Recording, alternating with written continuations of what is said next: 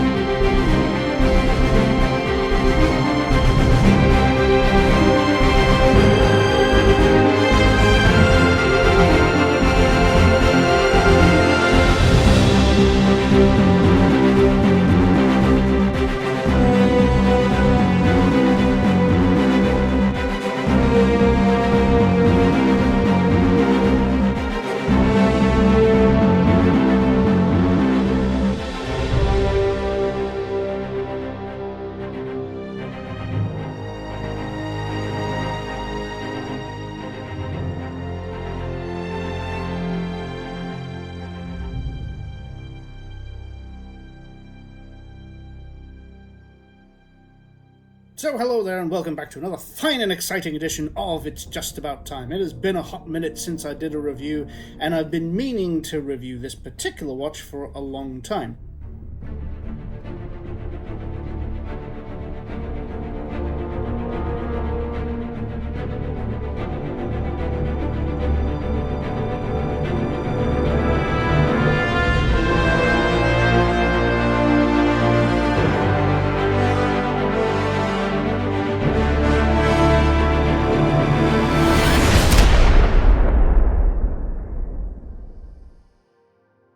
I'm a bit of a latecomer when it comes to this movie because I discovered it in 2021, years after the fact. This was a movie that was released in 2015. I was aware of it, I knew it existed, but it was one of those movies that I just didn't really pay too much mind to at the time when it was out. And sometime during 2022, I decided it was time to break out that movie that had been sitting in my iTunes library for so long. It was just the perfect blend of entertainment, comedy, action, great characters. I mean, it inspired me to go and buy my first bespoke suit. I loved the story, I loved everything about it, and it just made me want to kind of up my game. And you know what? Anything that makes you want to do that, that's not a bad thing. I think a lot of us got that from the Bond movies, and from any movie where you see an actor or someone wearing something really exceptional and you think, I want to get something like that. How can I get that coat or those shoes or a suit like that or a watch like that? Even if in your own mind you might be cosplaying just a little bit. But still, I really love this film, and I absolutely love the Bremont Alt1-WT watch that came out of this. That's the world timer. But we're also going to be talking about the Alt1-B Kingsman edition. As you'll probably have noticed, I have both the black and the white edition. There is a rose gold version which is worn by the Kingsman Knights in the movie. Sadly, that one is going to remain aloof forever because there were only 100 of them made. They cost about 15,000 British pounds and you can't get them. So it's going to remain an elusive watch for me, I think, forever. But what can you do? At least I have these two.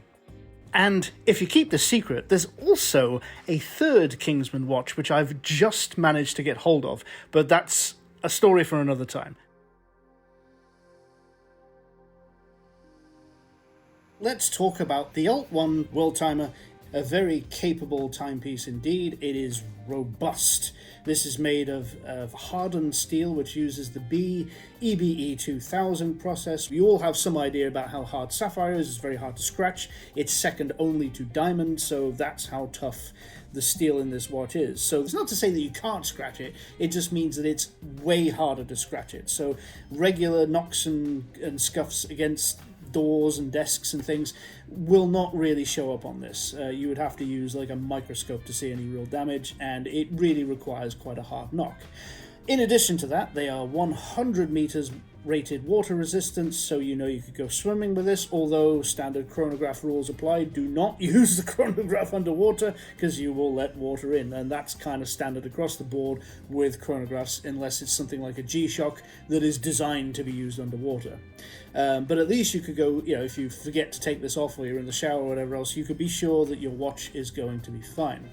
Now, its main functionality is that this is a GMT chronograph, which is a very cool combination in of itself.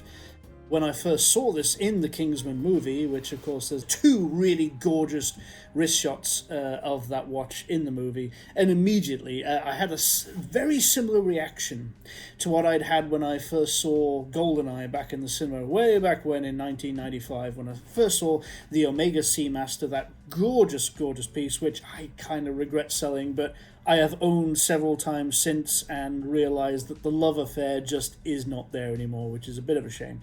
But a beautiful piece. And with this, when I saw this on screen, of course, the rose gold version is the one worn by the Kingsman Knights. And so this particular one is actually worn by Merlin, Mark Strong's character in the film. So this is more like, this is the watch that the Kingsman support staff would be wearing. And you can kind of see it on Mark Strong's wrists. It doesn't get anywhere near as much screen time as the Hero prop. But anyway, a very cool piece in that it has an inner rotating bezel, which you can sort of see here. It's kind of hard to turn at this angle. You sort of have to have it in your hand. But that changes the world timer markers, so essentially this is a world timer watch. The way a world timer typically works, I mean, a lot of them work in very different ways, but with a watch like this, you would set the GMT hand to British GMT time, so GMT 0.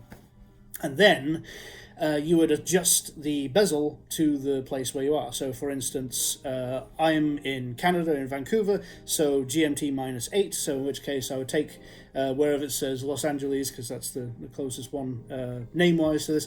You just align that until that's at the 12 o'clock position, and then all of a sudden the GMT hand is now pointing the correct position. Canadian time, as it were. So yeah, it's a pretty neat way of sort of quickly calculating a second time zone, and it's just really cool. And I love having a GMT watch anyway, because they're really sweet.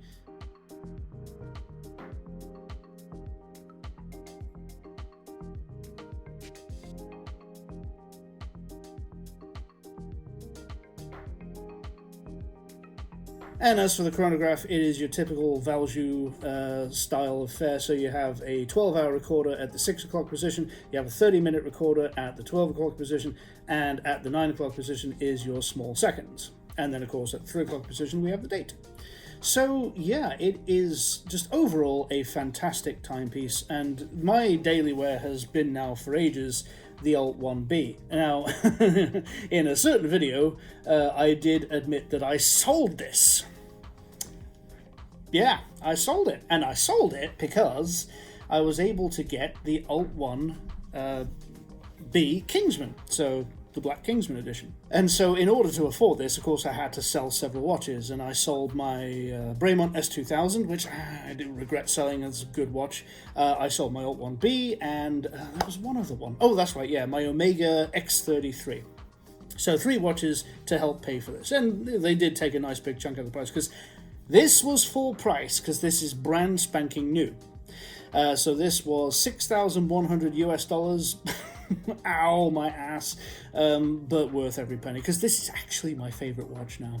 I have to be said, if for one or other reason I had to choose one watch to keep, this is the one, because it is so easy for me to read the time of this, because unfortunately my eyesight is not doing too well these days, and I'm having to use readers. This is so easy for me to tell the time with, and in good light, of course, you've got all the functionality of everything I just showed you on the other watch. I just think that that's a fantastic piece, and I do love the Kingsman edition, because in addition to the regular Alt1-B features, it has a much easier to read GMT hand, and I just think in general it's a tidier model. I think they did a really nice job on this, and of course the Kingsman branding is the icing on the cake. And I bought this Bremont strap for this as well, because I like the black with the red stitching. I think this looks really cool with this particular watch. And if you're wondering, well, wait a minute, how is this a Kingsman watch? This wasn't featured in the film. But it was. It's a blink and you miss it moment, but if you look on the wrists of any of the Kingsman trainees, they are all wearing one of these. So actually, yes, they do. So it is actually in the film. All three watches, the black, the steel and white, and the rose gold, are featured heavily in the film. So it's just one of those things where you have to be an absolute nerd to notice.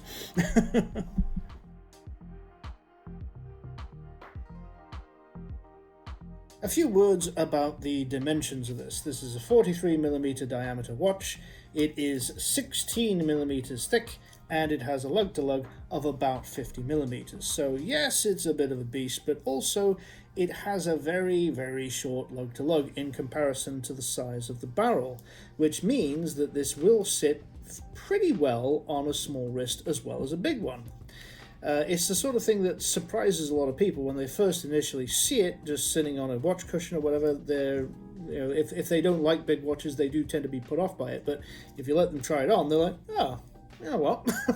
That's actually not too bad. And so, yeah, it's kind of surprising in that way. So it's the sort of watch that could easily be worn on a smaller wrist as well as a big one. So it's a good all-rounder watch. I just think it's one of those watches where you have to really be into the bigger size in order to want to wear the thing, but that's kind of goes without saying.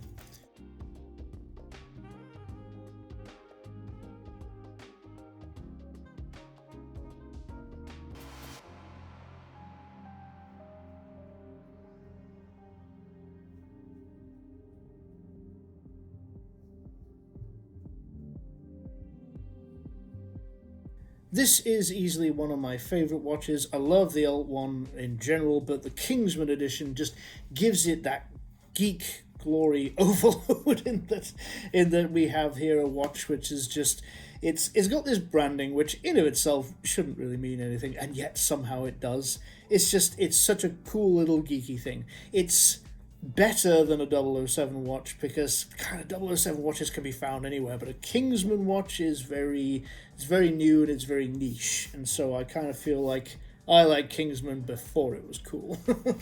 Thank you all very much for watching, and I will see you all in the next one.